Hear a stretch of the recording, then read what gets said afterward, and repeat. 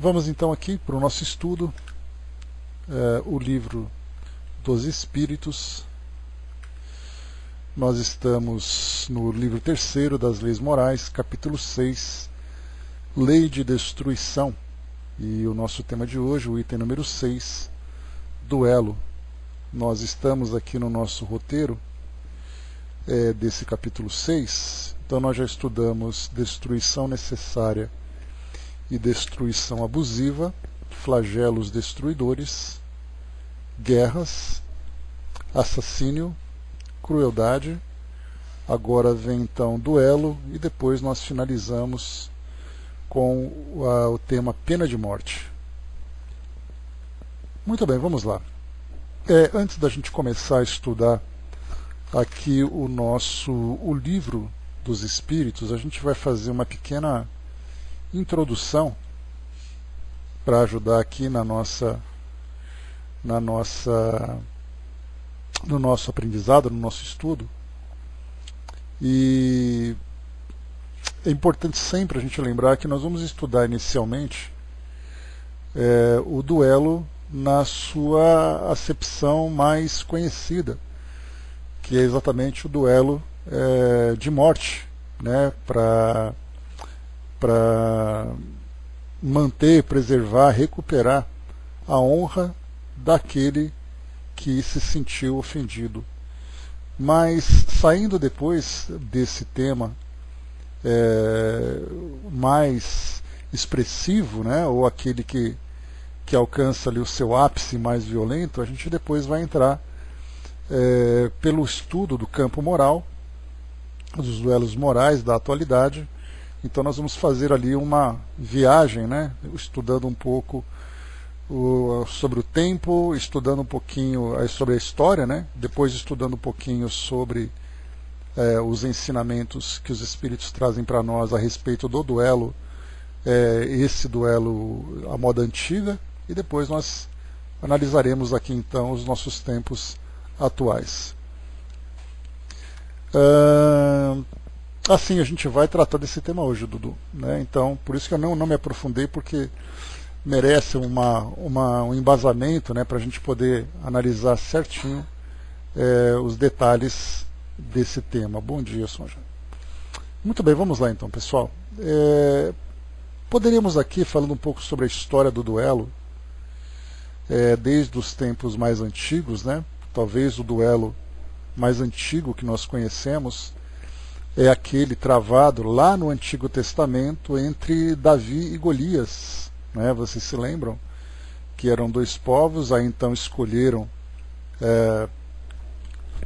Golias, né? Um dos povos, aquele povo, né, que era o agressor, escolheu Golias, né, como sendo ali aquele gigante, aquele homem forte, e do outro lado Davi, que acabou se tornando o rei Davi, que era aquele simples pastor que através daquela bolhadeira ele acabou então atingindo, né, o vilão malvado, né? Então até mesmo na defesa da honra de Deus, como consta lá então no Antigo Testamento, nós encontramos o duelo como forma dos homens então mostrarem a sua força, mostrarem a sua fé. Nós tivemos vários outros também dentro da literatura grega, né? Temos também outros aqui no Brasil também registrado, né? Outros temas assim relacionados ao duelo, outros relatos, né, relacionados ao duelo. Só para a gente poder trazer aqui um pequeno contexto histórico, né? São duas as testemunhas. Isso aqui é o termo, né, que é utilizado para a realização de um duelo. São duas as testemunhas.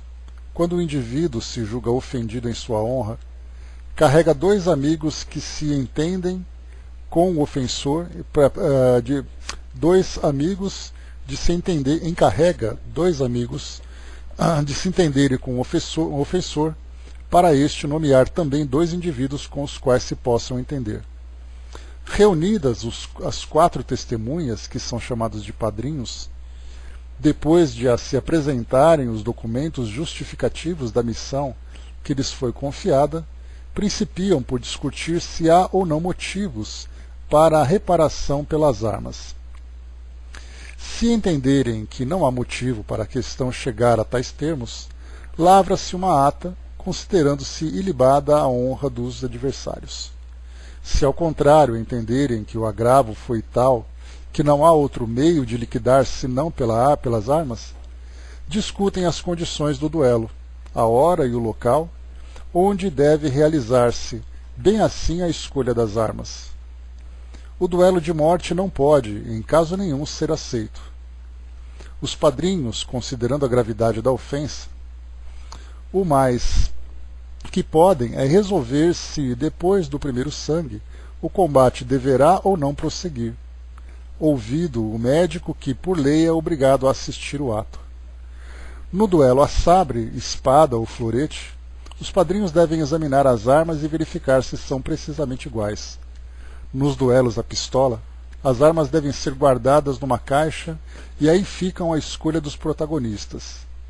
Sendo o duelo a arma de fogo, um dos padrinhos, depois de dar sinal de atenção, dá calmamente a voz de fogo após a contagem de 1 a 3. Terminado o duelo, os adversários se cumprimentam, se entenderem o que o deve fazer. Aquele que for ferido é levado a um lugar previamente combinado, onde receberá tratamento de socorro. Terminado o duelo, os padrinhos sentam a uma mesa de campo e aí redigem as atas. O documento é assinado por todos os presentes.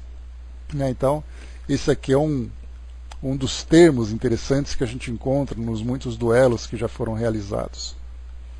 Aqui na nossa Wikipédia, nós temos aqui uma definição do duelo. É uma disputa em combate de confronto entre duas pessoas motivadas, em geral, por desagravo à honra, desavenças individuais, familiares, em facções ou grupais, e outros tipos de confronto de cunho fortemente emocional.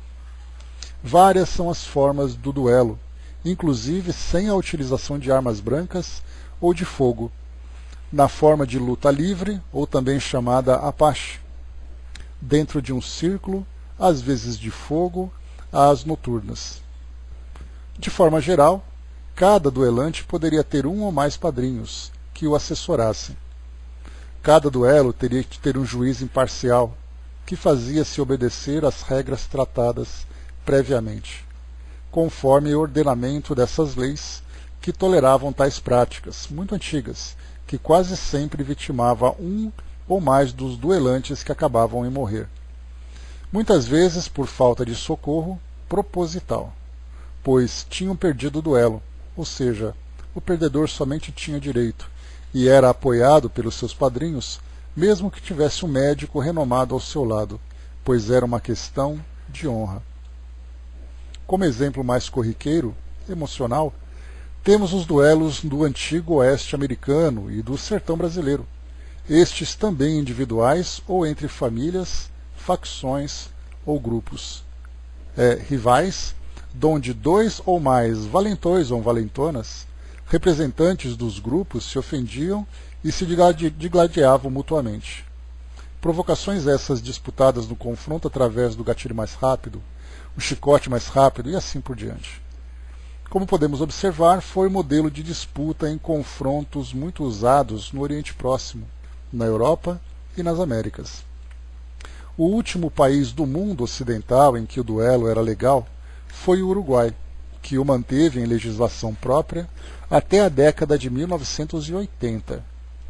Aqui depois, então, esse aqui é um texto de português, né? Depois ele traz aqui um exemplo de duelo também. Bom, a ideia que nós vamos abordar aqui nesse nosso tema trata exatamente dessa questão de preservar a honra, né? E a visão da própria honra também é bastante questionável. Kardec apresentou para nós um artigo na Revista Espírita, né? Pois é, o detalhe, Flávio, é que o duelo ele tinha mesmo como objetivo, de uma forma civilizada, preservar a honra daqueles que fazem parte desse grupo E essa civilidade dentro dessa disputa tinha ali normas bastante precisas, normas bastante inteligentes, né? Só que moralmente, como a gente sempre lembra, né, o espírito ele sempre demora mais para evoluir. Então, intelectualmente, ele cria as formas, ele cria as normas muito bem detalhadas. Nós encontramos assim quase que uma constituição voltada exclusivamente para o duelo. Então, quem pode fazer, quem não pode, quais são os motivos, de que forma que o duelo deve ser praticado, quais são os tipos de armas, tudo precisamente, tudo muito bem detalhado. A respeito desse tema, na Revista Espírita, a gente vai fazer meio que um 2 em 1 hoje, né? Um estudo sobre um tema, estudando também aqui um artigo da Revista Espírita. Nós estamos aqui na edição do mês de... só um instantinho... do mês de novembro de 1862. Né? Futuramente a gente vai chegar aqui também nesse tema, aí ele já vai ter sido estudado. Né? Nós vamos para a sessão Dissertações Espíritas, lembrando que nós temos várias sessões dentro da Revista Espírita, né, como Conversas Familiares de Além-Túmulo, Dissertações Espíritas e outras sessões também, né, onde Kardec apresenta para nós aqui artigos importantes para as reflexões. E essas dissertações, a psicografia que foi apresentada para nós é intitulada exatamente O Duelo. Ela foi recebida em Bordeaux no dia 21 de novembro de 1861 e o médium, o senhor Guipon, ou Guipon, né? Esse artigo ele foi dividido em 3 partes, onde nós temos aqui as considerações gerais sobre o duelo, depois consequências espirituais e finalmente nós temos aqui as consequências humanas. Então vamos analisar, lembrando que esse duelo de que nós tratamos aqui ainda é daquele duelo a moda antiga para a preservação da honra. E nós vamos entender aqui que esse espírito ele está falando exatamente para o filho, que é o próprio médium, né? E ele traz essa visão sobre os valores morais que o duelo procura defender, mas distorcidos pela visão humana.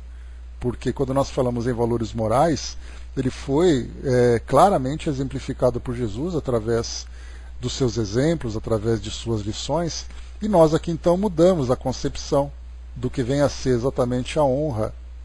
Né? Por exemplo, então nós começamos aqui, considerações gerais. O homem ou o espírito encarnado pode estar na Terra em missão, em progressão ou em punição.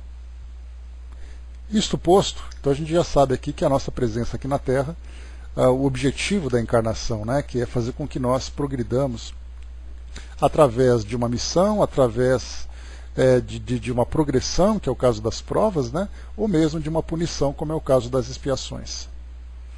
Isto posto, é preciso saibais uma vez por todas que o estado de missão, progressão ou punição deve, sob pena de recomeçar a prova, chegar ao termo fixado pelos desígnios da Suprema Justiça.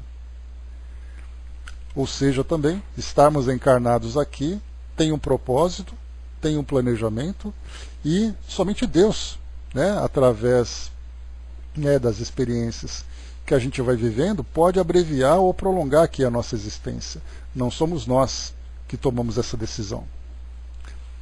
Adiantar por si mesmo ou por provocação o instante fixado por Deus para o retorno ao mundo dos espíritos é, pois, enorme crime.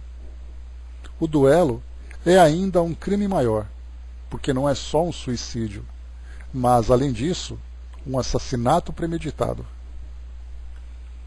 Com efeito, pensais que o provocado e o provocador não se suicidem moralmente ao se exporem voluntariamente aos golpes mortais do adversário? Credes que não sejam ambos assassinos no momento em que procuram mutuamente tirar a vida por eles mesmos, escolhida ou imposta por Deus como expiação ou como prova? Eu te digo, meu amigo, Os duelistas são duplamente criminosos aos olhos de Deus. 2 vezes terrível será a punição, porquanto nenhuma desculpa será admitida, desde que tudo calcularam com frieza e premeditação.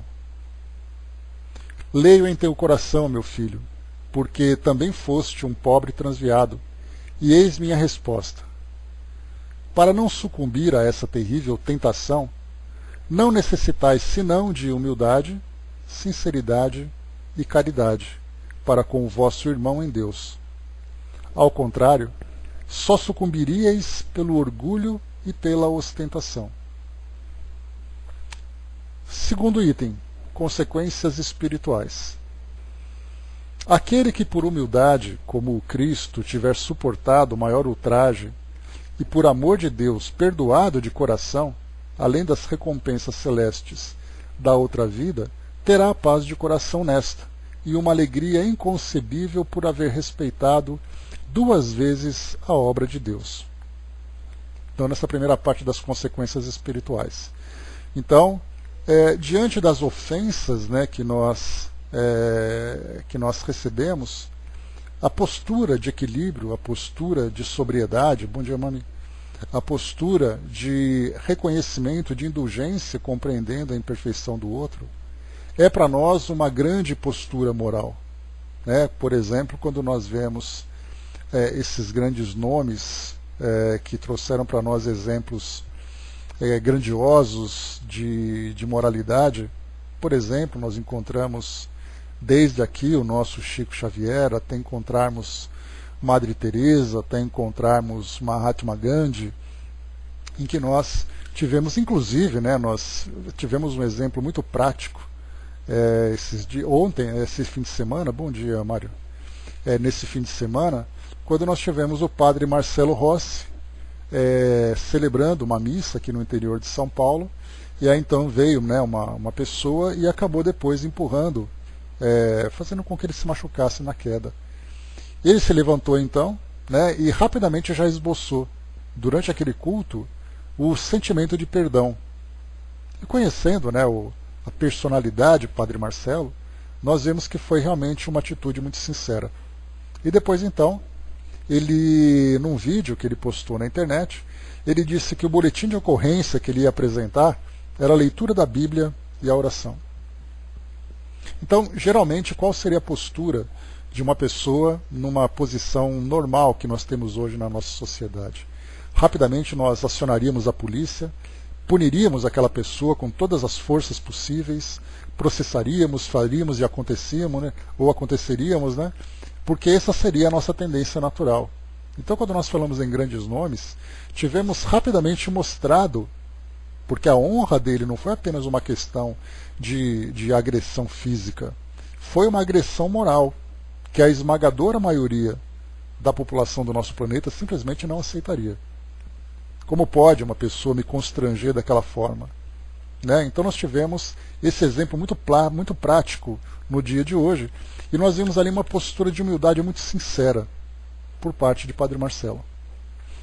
Então aqui, aquele que por humildade, como o Cristo tiver suportado o maior ultraje e por amor a Deus perdoado de coração, além das recompensas celestes de outra vida, terá a paz de coração nesta, e uma alegria inconcebível por haver respeitado 2 vezes a obra de Deus. Quais seriam então essas 2 vezes? Primeiro, a preservação da própria vida, cumprindo, né, a lei de Deus, que o colocou nessa existência terrena para poder evoluir.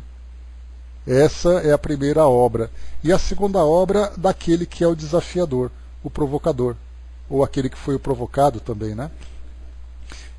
Que também tem ali a sua experiência, então respeitar a sua existência e respeitar a existência do próximo.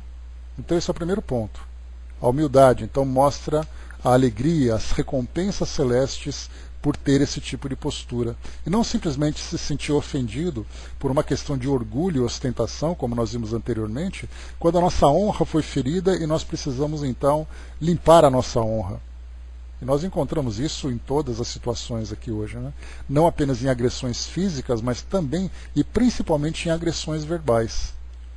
há 2 semanas, 3 semanas, nós tivemos uma... E eu guardei essa imagem, né, eu guardei aqui na minha mente essa imagem bastante viva, porque eu tinha certeza, né, que ela seria para nós uma ilustração desse tema que nós estamos estudando hoje. Foi transmitido pela televisão, lá pela TV Câmara, né, lá da Câmara Federal, aquela entrevista ao ministro Sérgio Moro, né, quando ele então foi responder às questões de deputados de vários partidos. E ali nós tivemos a oportunidade de ver o duelo, né, moral, o duelo verbal, quase chegando mesmo, né, à agressão física, da pior maneira possível. Nós vimos ali a expressão mais vulgar que nós conseguimos atingir, nós como seres encarnados. Naquele bate-boca, naquela troca de ofensas, naquela gritaria, alteração de voz, ofensa pessoal. Então, quer dizer, simplesmente não estavam armados. Pelo menos não de armas físicas.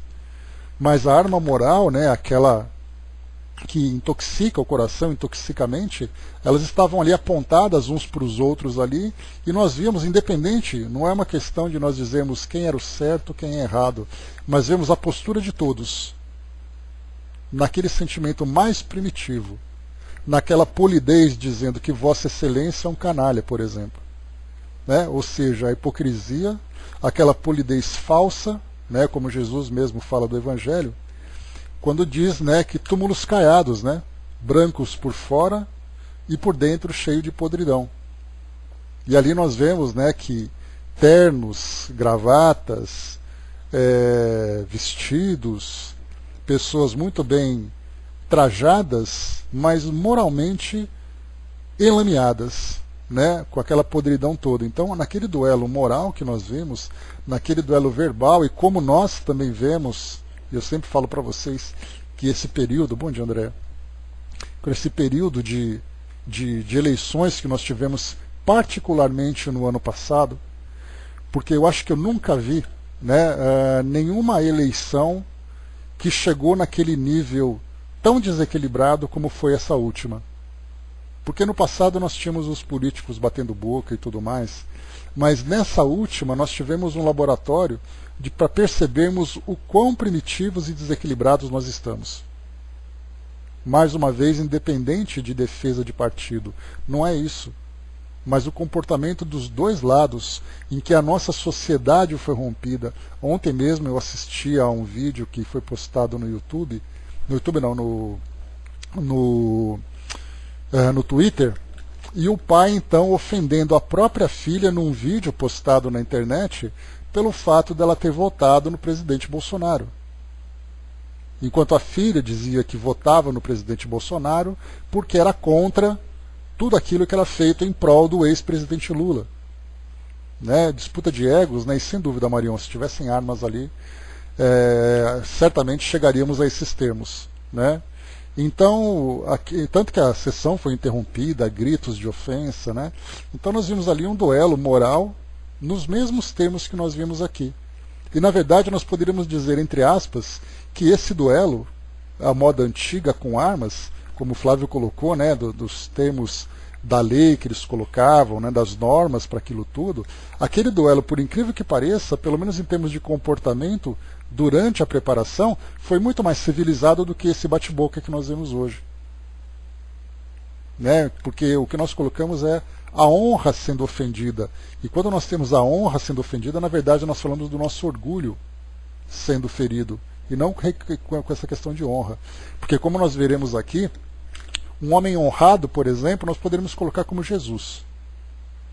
E ele se sentiu ofendido por aquilo que eles fizeram contra ele? Não. Então nós entendemos orgulho como sendo honra. E o orgulho, nós sabemos, né, o orgulho, a vaidade e o egoísmo são as 3 grandes chagas que nós trazemos hoje, que provoca tanto sofrimento no nosso mundo, né, de provas e expiações, e por isso ele é assim também. Então vamos em frente aqui. Continua dizendo aqui o artigo para nós, né, com essa questão da humildade. André colocou: nesta última eleição foi um grande teste para amigos, famílias e sociedade em geral. Creio que muitos foram avaliados e reprovados. Andréa, guardemos na nossa memória esse período que nós vivemos em 2018. De 2017 para 2018. Guardemos esses 2 anos muito bem arquivado na nossa memória, porque ele foi um mostruário daquilo que nós poderíamos mostrar de mais degradante em termos de comportamento, em termos de conduta moral aqui da nossa sociedade brasileira. Cada região do mundo tem ali a sua história, mas nós tivemos essa marca na nossa história. E como nós estudamos o Evangelho na sua expressão mais prática, porque até mesmo as instituições religiosas entraram nessa onda, né, onde nós vemos hoje bancadas evangélicas, grupos católicos, grupos daquela ou daquela outra religião, tratando desse tema nos altares, né, exaltando o ódio entre os irmãos. Então guardemos isso, porque foi aquilo que nós podemos ver, o trabalho que nós temos que fazer para transformar a nossa sociedade começa daquele ponto. Mesmo que nós tenhamos tido, por exemplo, durante a ditadura militar, a violência, muitas execuções e tudo mais, aquilo já não é da nossa época e realmente aquilo foi uma barbárie para todos nós. Mas agora nós não tivemos confronto com armas, mas nós tivemos um confronto moral. Não, ainda continua, né, Maria? Mas em 2017 e 2018 foram os 2 anos em que tudo aconteceu, né? Impeachment da presidente Dilma, a prisão do ex-presidente Lula, a eleição do presidente Bolsonaro. Então nós tivemos assim, não tivemos armas, mas o orgulho e a vaidade e o egoísmo foram mostrados na sua expressão mais intensa, na sua expressão mais profunda. A André colocou, né, sim, foi uma grande surpresa para mim, né, familiares e amigos de longa data se agredindo sem necessidade, né? Sem necessidade para nós, para eles era necessário, né? Então falávamos aqui sobre humildade. E continua assim: aquele que por caridade para com o próximo lhe houver provado seu amor fraterno, terá na outra vida a santa proteção e o concurso todo-poderoso da gloriosa Mãe do Cristo, pois ela ama e abençoa os que cumprem os mandamentos de Deus, os que seguem e praticam os ensinamentos de seu Filho. Então já falamos sobre a humildade, falamos agora sobre caridade, e a caridade moral, que é o principal tema que nós vemos hoje. Aquele que, a despeito de todos os ultrajes, tiver respeitado a sua e a existência de seu irmão, encontrará, ao retornar ao mundo etéreo, milhões de legiões de bons espíritos e de espíritos puros que virão não honrá-lo pela sua ação, porque ele não precisa ser honrado por fazer a coisa certa, mas provar, por seu desvelo em lhe facilitar os primeiros passos na existência, a simpatia que soube atrair e os verdadeiros amigos que fez entre eles, seus irmãos. Todos em conjunto elevarão a Deus sinceras ações de graça por sua misericórdia, que permitiu ao seu irmão resistir à tentação. Então fala aqui por a resistência que ele teve no respeito, respeitar a existência do outro duelista, né? Ele não será honrado no plano espiritual, ele não receberá homenagens por isso, né? Porque isso é o mínimo, né, que nós fazemos dentro das nossas obrigações morais. Então ninguém será exaltado por isso. Mas a simpatia que foi conquistada com essa postura, por respeitar a si mesmo, por respeitar ao próximo, vai fazer com que ele seja então acolhido, envolvido por esses espíritos amigos, e eles então elevarão a Deus, né, essas ações de graça, pela permissão que Deus concedeu, por permitir que ele resistisse a essa tentação. Aquele, digo eu, que tiver resistido a essas tristes tentações, pode esperar não a mudança dos desígnios de Deus, que são imutáveis, mas contar com a sincera e afetuosa benevolência do Espírito de verdade, o Filho de Deus, o qual de maneira incomparável inundará sua alma de felicidade de compreender o espírito de justiça perfeita e bondade infinita, e por conseguinte salvaguardá-lo de qualquer outra emboscada semelhante. Então aqui também é colocado que Jesus ele não vai interferir nas leis divinas, naquilo que nos cabe na nossa trajetória, mas certamente nós seremos ali fortalecidos, protegidos durante a nossa jornada, exatamente por termos cumprido os desígnios de Deus e cumprido também os ensinamentos que Jesus mesmo trouxe para nós. Então, por ter ali compreendido o espírito de justiça perfeita e bondade infinita. Angelina colocou, né, as atitudes mostram que ainda somos seres, né, que mesmo Jesus vindo há 2019 anos, né, não aprendemos os ensinamentos que ele trouxe. Teoricamente a gente sabe muito bem, né, Angelina, ler, mostrar ali em que parte se encontra escrita, mas daí para a compreensão já é um caminho muito longo, né? Nós entendemos, mas não compreendemos. Continua aqui o artigo. Ao contrário, né, tudo isso então aqueles que cumpriram, como nós vimos, né, com humildade, com caridade, com respeito às leis, todos os benefícios desse acolhimento no plano espiritual.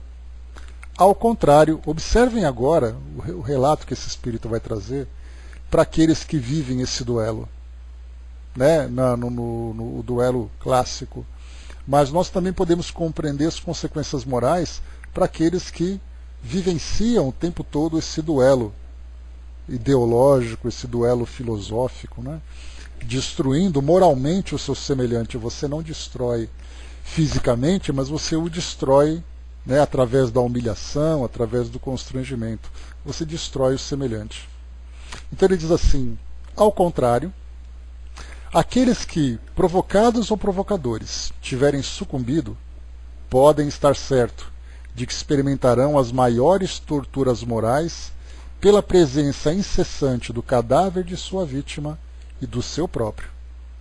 Durante séculos serão consumidos pelo remorso por haverem transgredido tão gravemente os decretos celestes e serão perseguidos até o dia da expiação pelo espectro terrível de suas horrendas visões de seus cadáveres ensanguentados. Aliás, espectro horrível das duas horrendas visões de seus cadáveres ensanguentados. Nós tivemos um relato que ilustra bem essa situação a história de um danado, que nós vimos na edição de 1858, que lá no livro O Céu e o Inferno é chamado O Assassino de Castello-d'Ary. Eu sempre falo muito dele porque ele traz para nós um ensinamento significativo. E aquele espírito, nós lembramos, lá no século XVII, 1600 e alguma coisa, lá naquela região do sul da França, em Castello-d'Ary, ele era então um fabricante de salsichas, ele e o irmão, e esse espírito ele era casado. E ele desconfiava que a sua esposa estava tendo um caso com o irmão. E ele então utilizou a faca que ele usava no seu trabalho e assassinou os dois. E ele ficou durante 2 séculos e meio preso naquele local, com a roupa ensanguentada, segurando aquele punhal, tendo a visão daquilo que ele provocou. Era aquele pesadelo constante que durou mais de 2 séculos. E aquilo nada mais foi do que, embora não foi nenhum duelo, foi um assassinato duplo, como é colocado na nossa lei, né, duplamente qualificado. Né, por motivo fútil, como é colocado, Castello-d'Ary. Aí teria que ver lá no... Só procurar lá, criminosos arrependidos, se eu não me engano.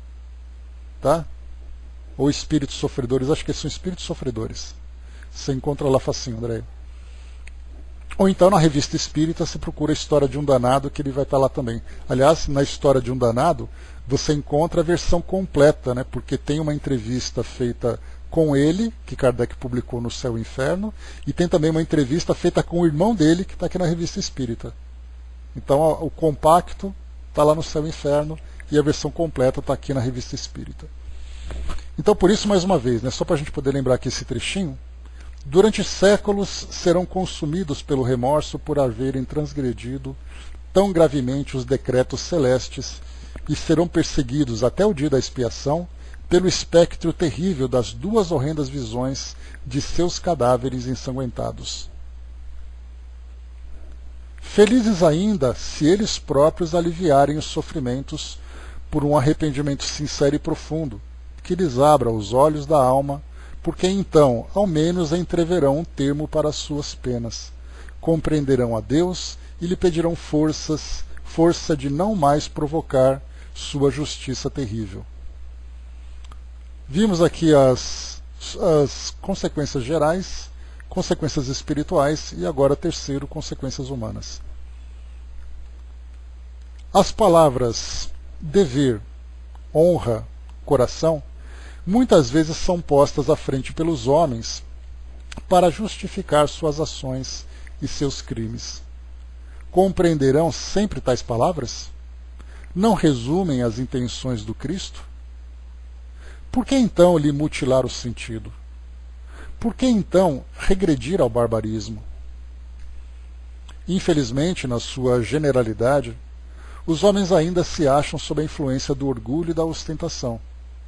Para se justificarem aos próprios olhos, fazem soar bem alto as palavras dever, honra e coração, sem suspeitarem de que esses significam cumprimento aos mandatos de Deus, sabedoria, caridade e amor.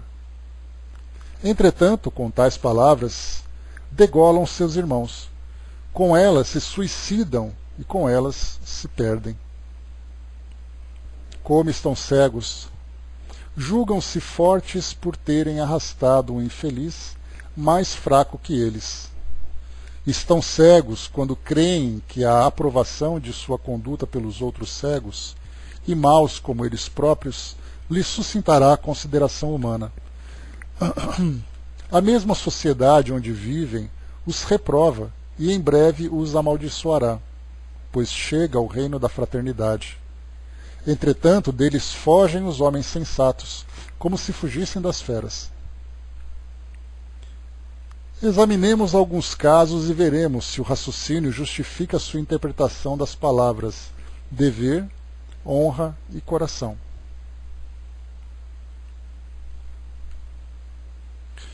Um homem tem o coração trespassado de dor e a alma cheia de amargura, porque surpreendeu provas irrefutáveis da má conduta da esposa. Provoca um dos sedutores dessa pobre e infeliz criatura. Tal provocação seria resultado de seus deveres, de sua honra, de seu coração?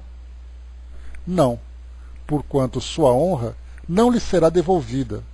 Sua honra pessoal não foi nem pode ser atingida. Isso será vingança. Melhor ainda, para provar que sua pretensa honra não está em jogo, é que muitas vezes sua infelicidade é mesmo ignorada, e assim ficaria se não fosse propalada por 1000 vozes provocadas pelo escândalo de sua vingança, que sua vingança ocasiona. Enfim, se sua desventura fosse conhecida, seria sinceramente lamentada por todos os homens sensatos, resultando numerosas provas de verdadeira simpatia, e contra ele não haveria o riso dos corações maliciosos e endurecidos, mas desprezíveis. Aqui é interessante ele colocar, porque ele diz assim que muitas vezes o indivíduo é levado a essa prática do duelo contra o seu adversário, muito mais porque aqueles que estão próximos dizem: você não vai fazer nada? Você vai deixar assim? Você vai engolir essa? Você vai levar esse desaforo para casa? Então essas ideias que ficam por fora, instigando esse comportamento, é o que nós vamos encontrar, né, como sendo ali esses corações maliciosos e endurecidos, mais desprezíveis. Porque para aqueles que trazem o coração com valores, com virtudes, vão lamentar com sinceridade a infelicidade que ele vivenciou, e não instigá-lo a querer lavar a sua honra com esse crime. Bom dia, embaixador. Num e noutro caso, sua honra não seria devolvida nem retirada. Quer dizer, tanto perdoando ou não perdoando, a honra continuaria com ele. Assim, o orgulho é sozinho o mentor de quase todos os duelos, e não a honra. Credes que por uma palavra, a falsa interpretação de uma frase, o roçar insensível e involuntário de um braço ao passar? Enfim, por um sim ou um não, e até por vezes por um olhar que não lhe era dirigido, seja o duelista impedido por um sentimento de honra a exigir uma pretensa reparação pelo assassinato e o suicídio? Aqui ele coloca uma coisa interessante, porque ele diz assim, né, que ele coloca assim as situações que provocam duelos, que é o que nós encontramos hoje, né? Credes que por uma palavra, uma falsa interpretação de uma frase, um roçar insensível e involuntário de um braço ao passar, ou seja, você está caminhando na rua, na calçada, e alguém esbarra em você. Isso já é o suficiente para provocar muitas brigas, não sabemos. E continua, enfim, por um sim ou não, e até vezes por um olhar que não era dirigido, seja o duelista impelido por um sentimento de honra a exigir uma pretensa reparação pelo assassinato e o suicídio? Oh, não duvideis, o orgulho e a certeza de sua força são seus únicos móveis, muitas vezes corroborados pela ostentação, porque ele quer exibir-se, dar prova de coragem, de saber, e às vezes de generosidade. Ostentação. Aqui também ele chama atenção. Geralmente aquele que chama para a briga é sempre aquele que... Eu estou lendo o texto na Revista Espírita do mês de novembro de 62, já aqui no finalzinho dele, estou acabando já. Na versão digital, eu estou na página 472, aqui no começo. Então ele coloca assim para nós que aquele que geralmente chama para a briga, né, no duelo, como a gente sempre fala, né, mas hoje a gente pode colocar nas brigas, nas discussões, aquele que chama é sempre aquele que é o valentão, aquele que está junto com os amigos, aquele que de alguma forma está envolvido por aquela atmosfera de confiança. Ostentação, repito, porque seus conhecimentos em duelo são os únicos verdadeiros. Sua coragem e sua generosidade são mentirosas. Quereis realmente provar esse espadachim corajoso? Ponde-o em frente a um rival de reputação infernal acima da sua, embora talvez de saber inferior. Ele empalidecerá, e tudo fará para evitar o combate. Ponde-o, ao contrário, em frente a um mais fraco que ele, ignorante dessa ciência duplamente moral, e o vereis impiedoso, altivo e arrogante, mesmo quando constrangido a ter piedade. Isso é coragem? A generosidade. Oh, falemos disso. Bom dia, Rô. Ora, será generoso o homem que, confiante em sua força, depois de ter provocado a fraqueza, a esta concede a continuação de uma existência ultrajada e levada ao ridículo? Né? Aqui o que ele fala é assim, o indivíduo é aquele corajoso, é aquele que de alguma forma quer lavar a honra, aí então ele olha para aquele que é mais fraco, que seria ali o seu oponente, e ele diz assim, dessa vez eu te perdoo. E as pessoas vão dizer, nossa, mas como ele é generoso. E a pergunta é, isso seria generosidade? Depois de ter provocado a fraqueza, a esta concede a continuação de uma existência ultrajada e levada ao ridículo. Então primeiro você humilha o indivíduo, você vai, mas eu te perdoo. Mas da próxima vez eu te quebro a cara. Aí todo mundo olha, ele então se sente constrangido, e aí então vem aquele sentimento de superioridade e de generosidade. Será generoso aquele que, para conseguir uma coisa desejada e ambicionada, provoca seu fraco possuidor para obter a seguir como recompensa de sua generosidade? Será generoso aquele que, usando seus talentos criminosos, poupa a vida de seres fracos que injuriou? Será ainda generoso quando dá semelhante prova de generosidade ao marido e ao irmão, a quem ultrajou indignamente, e assim o expor pelo desespero a um segundo suicídio? Oh, meus amigos, crede todos que o duelo é uma horrenda e terrível invenção dos espíritos maus e perversos, digna do estado de barbárie, que aflige ao máximo o nosso Pai, o Deus tão bom. Cabe a vós, espíritas, combater e destruir esse triste hábito, esse crime digno dos anjos das trevas. Compete a vós, acima de tudo, dar o nobre exemplo da renúncia a tão funesto mal. A vós, espíritas sinceros, cabe fazer compreender a sublimidade dessas palavras: dever, honra e coração. E Deus falará por vossa boca. Cabe-vos, enfim, a felicidade de semear entre vossos irmãos aquele grão tão precioso que ignoramos em nossa existência terrena, o Espiritismo. Aí o Espírito assina teu pai, Antônio. Lembrando que o Espírito falava através do Filho, né? Kardec traz aqui uma observação para nós, para finalizar o artigo. Os duelos tornam-se cada vez mais raros, pelo menos na França. E se vemos ainda, de vez em quando, dolorosos exemplos, seu número não é comparável aos de outrora. Antigamente o homem não saía de casa sem prever um encontro e, em consequência, tomava todas as precauções. Um sinal característico dos costumes da época e dos povos estava no uso do porte habitual, ostensivo e oculto, de armas ofensivas e defensivas.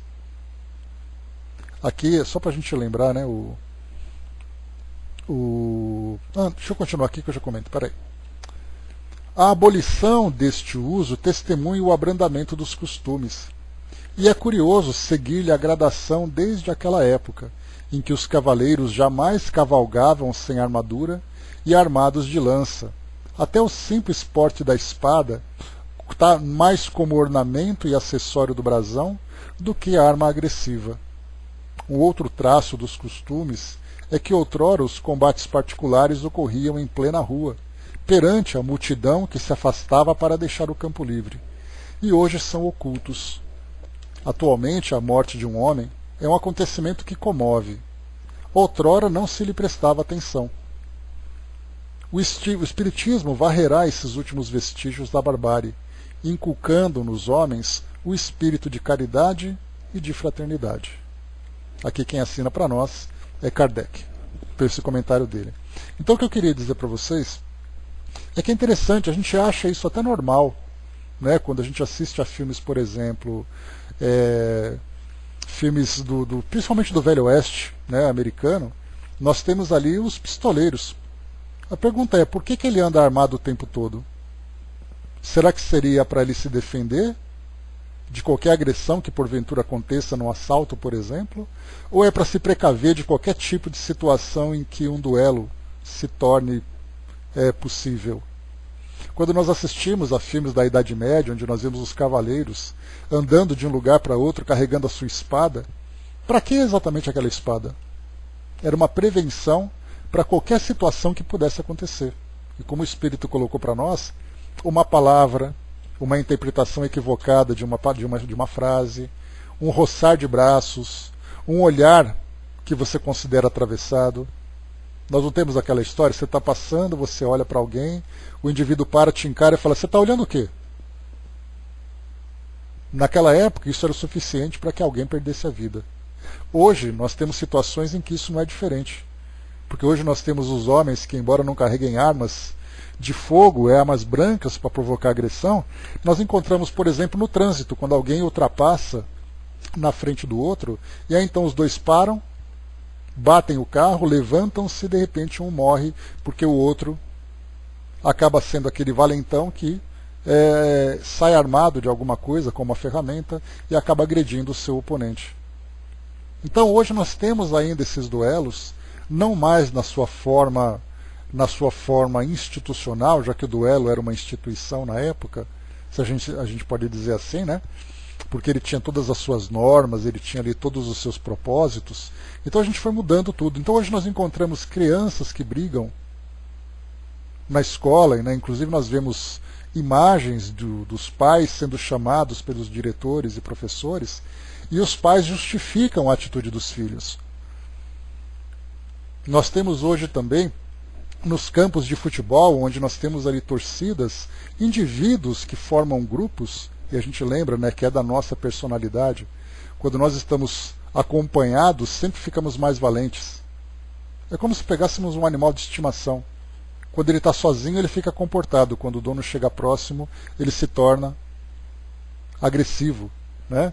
Então, sim, né, embaixador? Violência na escola é sempre um problema. Então, nós encontramos hoje o duelo muito vivo entre nós, não mais como instituição, mas ainda trazemos os resquícios, vamos dizer assim, porque certamente nós progredimos bastante de lá para cá, mas nós ainda duelamos, né, fisicamente. Inclusive, até comentei com vocês, né, a respeito das guerras que nós temos hoje, que os esportes, né, eles foram criados no passado como forma de evitar os combates, mas a honra continuava viva.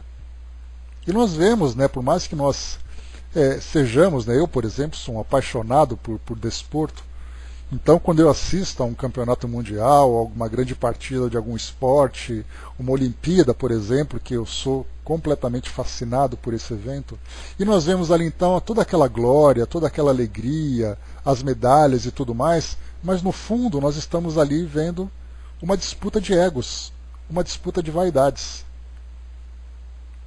Nós tivemos isso de uma forma muito clara, né, usando até mesmo os Jogos Olímpicos, aproveitando essa imagem. Em 1980, a Olimpíada de Moscou, na então União Soviética, na época da Guerra Fria, nós tivemos ali o boicote dos Estados Unidos, que não levou nenhum atleta, e muitos aliados também tinham desistido daquele evento por causa do boicote à União Soviética. E aí depois, em 1984, 4 anos depois, a Olimpíada de Los Angeles. Aí aconteceu o contrário, a União Soviética, a Alemanha Oriental e outros países também boicotaram. Então aquela ideia do esporte, né, para enaltecer, né, a honra, enaltecer a saúde, enaltecer a fraternidade entre os povos, até mesmo ali nós encontramos essa questão da honra na sua interpretação equivocada. Um homem honrado não é aquele que se ofende, o homem honrado é aquele que tem condutas. Só que na nossa interpretação nós desviamos esses propósitos. Nós saímos do esporte e entramos então no campo político, que, como eu comentei com vocês já, não precisamos entrar mais nesse detalhe que ele já foi bem exposto. Nós já somos capazes de refletir bastante sobre tudo isso, olhando diariamente aqui os nossos telejornais. Todos os dias. Ligar hoje de manhã na televisão, você vai encontrar duelos. Você vai ligar à noite e você vai encontrar novos duelos. Amanhã você liga novamente e você vai encontrar novos duelos. E os duelos pessoais, né, que hoje as redes sociais se tornaram a nossa grande arena virtual, onde nós temos ali indivíduos que também duelam pelas suas opiniões, pelas suas ideologias. Então saímos daquele estado primitivo, mas guardamos resquícios ainda, embora nós não nos destruamos, já que nós temos leis, né, pelo menos fisicamente, né, a vida se encontra protegida pelas leis, embora os crimes aconteçam, e se acontece é exatamente porque é um crime, mas a nossa legislação proíbe qualquer tipo, né, qualquer morte que aconteça, ela é investigada pela nossa justiça. Então você tem ali uma morte que é culposa, quando o indivíduo não tem culpa, mas aconteceu. Pode ter acontecido por negligência, mas não foi por intenção. Nós temos a dolosa, que é aquela com intenção de matar. E nessa dolosa nós temos ainda o crime qualificado, duplamente qualificado, triplamente qualificado. Quando nós temos, né, por exemplo, aquele que foi executado, ele estava amarrado, é uma qualificação. Depois ele era mais fraco, uma outra qualificação. O motivo era fútil, uma outra qualificação. Então vai agravando cada vez mais. Então as nossas leis, o nosso Código Penal traz essa variedade, né, de leis que trazem essa proteção. Mas moralmente, embora nós tenhamos ali, né, também a parte de lesão, né, de dano moral, como é chamado, né, tem o dano físico, o dano patrimonial e o dano moral. Nesse dano moral, nós temos aqueles também que, embora tenhamos leis que protejam, né, a nossa honra, porque a nossa legislação ainda faz isso, então o indivíduo processa o outro muito mais pela desonra, pela humilhação que sofreu, pela calúnia que sofreu, né, do que pela autoproteção mesmo. Então, na verdade, assim, é o orgulho ferido. E nós encontramos várias vezes, principalmente para aqueles que têm condições de pagar um advogado, de entrar com processo. Então, qualquer motivo fútil é assim. Comentei com vocês que certa vez uma brasileira dirigia em Nova York e ela bateu sem querer, né, por um acidente de trânsito, na esposa do prefeito, no carro da esposa do prefeito de Nova York. A esposa ficou abalada emocionalmente e comprometeu a atividade sexual do casal. E aí então o prefeito entrou com um processo de dano moral contra ela. E a repercussão foi tanta que ele acabou retirando o processo para acabar com esse escândalo moral que repercutiu na mídia na época. Então são coisas assim que nós continuamos ainda utilizando as nossas leis. Não perdoando o outro pela sua fragilidade, pela sua dificuldade, mas nós continuamos usando ainda as nossas leis para a proteção da nossa honra pessoal. Muito mais o orgulho e a vaidade. A Sônia colocou para nós, né, parece que evoluímos pouco de lá até os dias de hoje. Duelamos sempre que tentamos impor nossas opiniões, tentando provar que estamos certos. Sempre que aceitamos provocações, né? Na semana passada, um policial atirou em um homem dentro de um cinema porque discutiram por causa dos lugares. Né? Então, o que eu tinha colocado para vocês, na Sonja, no passado, nós tínhamos o duelo institucionalizado, legalizado. Hoje, a nossa lei protege a vida, mas os crimes continuam acontecendo. Então, é uma evolução. Como Kardec colocou no comentário final desse artigo que nós vimos, no passado os homens andavam com armas e andavam com espadas na cintura, muito mais por ornamento do que por necessidade. Por isso ele dizia, no passado, antes disso ainda, eles andavam armados realmente esperando alguma coisa que pudesse acontecer no meio do caminho. Se você saía de casa de manhã, você não sabia se voltava à noite. Tamanho o primitivismo do comportamento daquela sociedade. Depois começaram a andar muito mais por exibicionismo do que por utilidade. Isso já é um progresso. Nos tempos de hoje, nós temos leis que protegem a vida, mas os crimes ainda acontecem. Já é um progresso maior ainda. Vai chegar um momento em que os crimes físicos deixarão de acontecer, mas nós continuamos ainda no campo moral, das ofensas, das humilhações, dos constrangimentos. Já é também uma evolução, até chegarmos no momento em que isso simplesmente será abolido do nosso comportamento.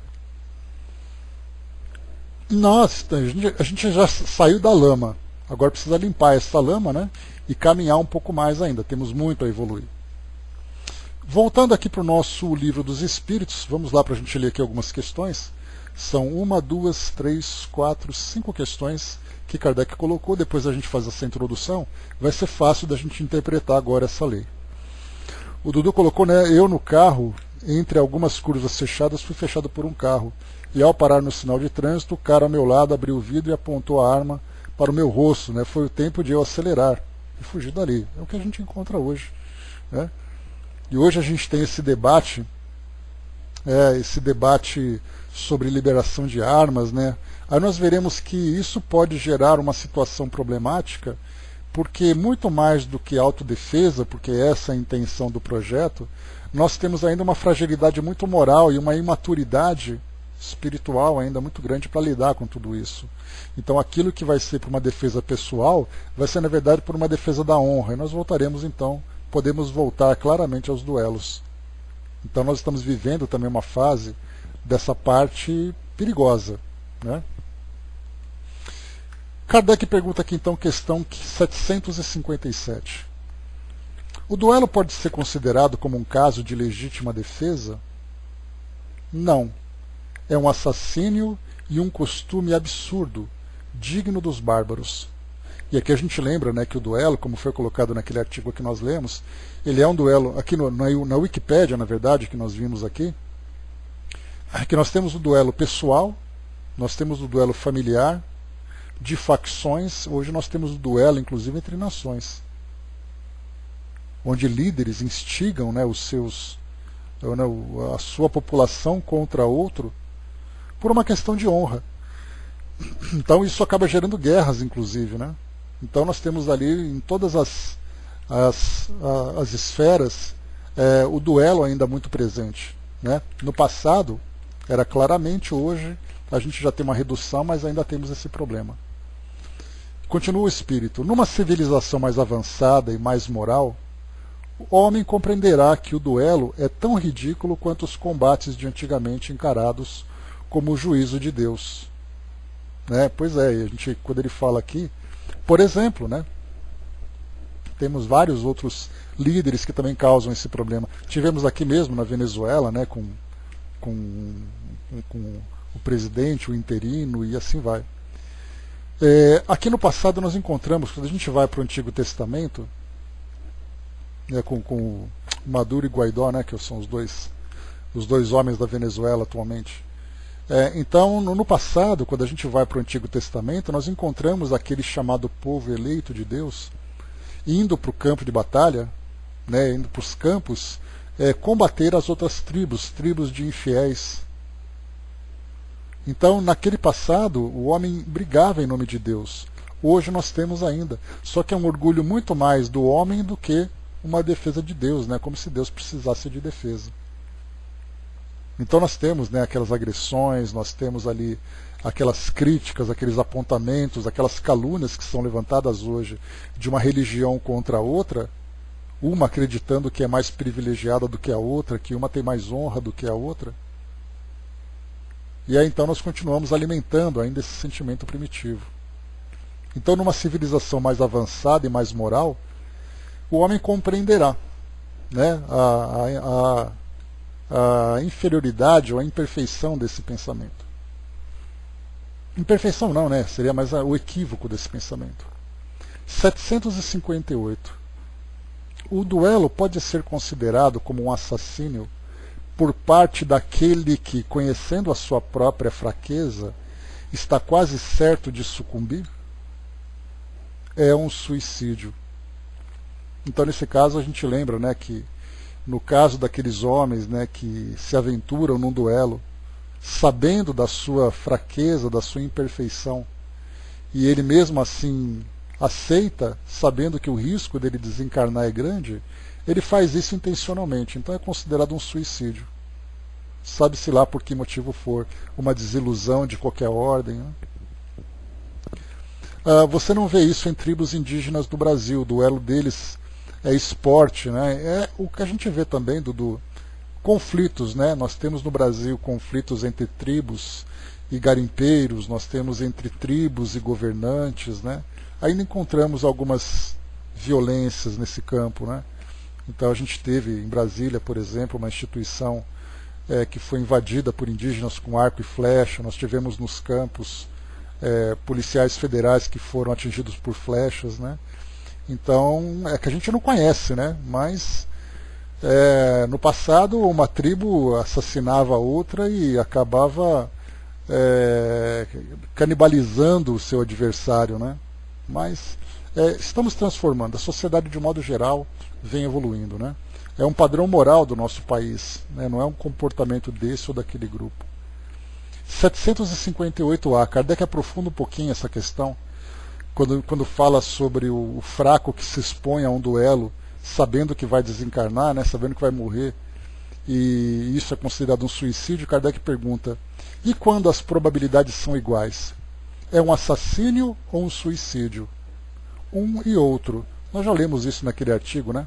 Como eu falei para vocês, aquele artigo ele é bem detalhado e bem claro nas suas explicações, que agora, quando a gente lê essas questões, as respostas praticamente já foram vistas. Então ele tanto é um assassínio como ele também é um suicídio. E aí nós vemos inclusive as consequências morais disso, né? Um tendo a visão do outro, a visão do seu próprio corpo, pelo fato dele ter sido um suicida, e a visão do corpo do seu adversário pelo fato dele ser um assassino. Kardec comenta nessa questão: em todos os casos, mesmo naqueles em que as possibilidades são iguais, O duelista é culpável porque atenta friamente e com propósito deliberado contra a vida do seu semelhante. Em segundo lugar, porque expõe a sua própria vida inutilmente e sem proveito para ninguém. Já vimos também no artigo. 759. Qual o valor do que se chama o ponto de honra em matéria de duelo? O do orgulho e da vaidade, duas chagas da humanidade. Então, também já vimos, só que lá no outro artigo a gente fala sobre o orgulho e ostentação, né? Vaidade nada mais é do que ostentação. Então lá o Espírito fala com outras palavras, mas levando para o mesmo caminho também. E depois 759a, continuando um pouquinho sobre essa questão do ponto de honra. Mas não há casos em que a honra está verdadeiramente empenhada e a recusa seria covardia? Olha só, nós falamos sobre honra, coragem e covardia. Tudo isso na visão nossa como seres humanos, né? É aquela história, né? Te pego lá fora. Então lá fora a gente se vê. Não acabou de sendo marcado um duelo? Isso depende dos costumes e dos usos. Cada país e cada século tem a respeito uma maneira diferente de ver. Quando os homens forem melhores e moralmente mais adiantados, compreenderão que o verdadeiro ponto de honra está acima das paixões terrenas.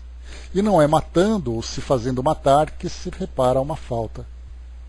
E Kardec coloca como comentário final: há mais grandeza e verdadeira honra em se reconhecer culpado quando se erra ou em perdoar quando se tem razão. E em todos os casos, em não se dar importância aos insultos, porque não podem atingi-los. Né? Hoje nós temos os embates verbais, né? No caso das ofensas, né? Porque você é isso. Aí você se pergunta, mas eu sou isso. Ser isso significa o que exatamente?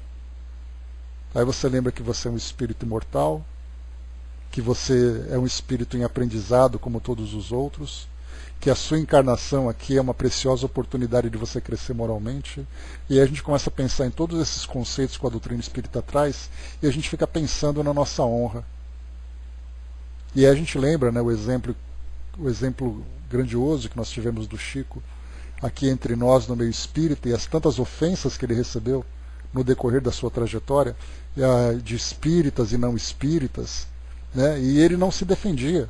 E nós vemos os espíritas, né, inclusive nós já vimos grupos de estudos, brigando ardentemente com discussões, com duelos verbais, né, dos mais intensos, defendendo a honra do Chico, sendo que ele mesmo não se preocupou com isso. É a mesma coisa que no passado os homens discutiam a respeito de Deus, num passado um pouco mais recente, entre aspas, quando as guerras defendiam Jesus. As cruzadas, por exemplo, foram um dos duelos mais intensos que a humanidade já viveu, em nome da honra de Jesus, como se ele precisasse de alguém para defender a sua honra. Como se ele deixasse de ser quem ele é, pelo fato de alguém, de um pobre coitado ainda preso no pântano, né, da ignorância, tivesse ali alguma capacidade de mudar aquilo que ele é na sua grandeza, na sua pureza. Então nós tivemos 8 grandes cruzadas, né, desde do século VIII, né, do ano de 700 e alguma coisa, 8 cruzadas em que milhões de pessoas morreram. Das batalhas mais sanguinárias, em defesa de uma honra religiosa, defender ali onde o túmulo de Jesus se encontra, defender onde Abraão fez não sei o quê, onde isso, aquilo, e os homens então vão se matando. Porque na verdade, né, tem uma frase que ela é muito forte e que eu guardo para mim, né? Preocupe-se muito mais com o seu caráter do que com a sua reputação. Porque o seu caráter é aquilo que você é. E a reputação é aquilo que os outros acham que você é. E o que os outros acham não é problema seu, é problema deles. Né? Então é uma frase assim que bastante marcante. E mostra realmente, né, que nós nos preocupamos realmente muito mais com a nossa reputação do que com o nosso caráter. Porque conhecendo, né, o caminho do plano espiritual, que nós temos que trilhar para alcançar aquela posição que nós desejamos, ninguém vai nos eleger para alcançar um posto de elevação. Ninguém vai nos eleger para habitar esse ou aquele mundo. Essa ou aquela esfera que nós vamos então ser encaminhado. Nós não receberemos cartas de indicação. Nós alcançaremos aquilo que pertence a nós, por aquilo que nós somos. Então, caráter e reputação. A reputação depende muito do orgulho, depende muito da nossa falsidade, dessa máscara social que nós utilizamos para agradar esse ou aquele indivíduo, ou esse ou aquele grupo. Agora, o nosso caráter, quando nós chegarmos no plano espiritual, nós chegaremos transparentes, nós chegaremos ali completamente despidos de qualquer posição social que nós ocupamos aqui.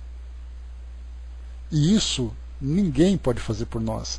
Nós aprendemos isso claramente dentro da doutrina. E nós temos que valorizar muito esse pensamento, esse raciocínio, para entendermos que tudo aquilo que eu fizer em defesa da minha honra, quando eu estiver diante da minha própria consciência, aí eu vou saber exatamente se eu sou um homem honrado ou não.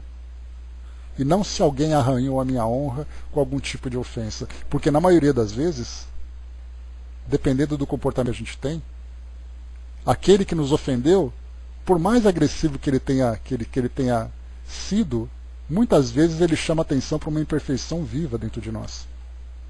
Ele apenas usou a palavra errada, a palavra agressiva. Mas a verdade, se nós sondarmos, nós vamos encontrar ali situações que precisam ser corrigidas. Então, honra e caráter, pensemos muito bem nisso. Ou reputação e caráter, pensemos muito nisso. Porque essa exatamente a realidade que nós vivemos. Meus amigos, encerrando por aqui então o nosso estudo de hoje. Nós fechamos aqui então esse item número 6, o duelo. E o nosso próximo tema, a pena de morte. Falaremos um pouquinho sobre a situação atual da nossa legislação aqui no Brasil. Tentarei fazer uma pesquisa aqui para encontrar algumas nações, algumas sociedades que vivem esse tipo de pena e o que isso traz de benefício ou malefício para a sociedade. Temos que pensar no benefício também, porque se essa lei existe, é porque aqueles grupos acreditam que isso traz algum benefício. Nós vamos analisar isso tudo. E claro, obviamente, nós vamos analisar o aspecto moral de tudo isso também. Então a pena de morte é o nosso próximo tema, o item número 7, para fecharmos aqui a lei de destruição. Lembrando que o próximo item que nós vamos estudar fala sobre a lei de sociedade. E a gente vai também analisar um pouquinho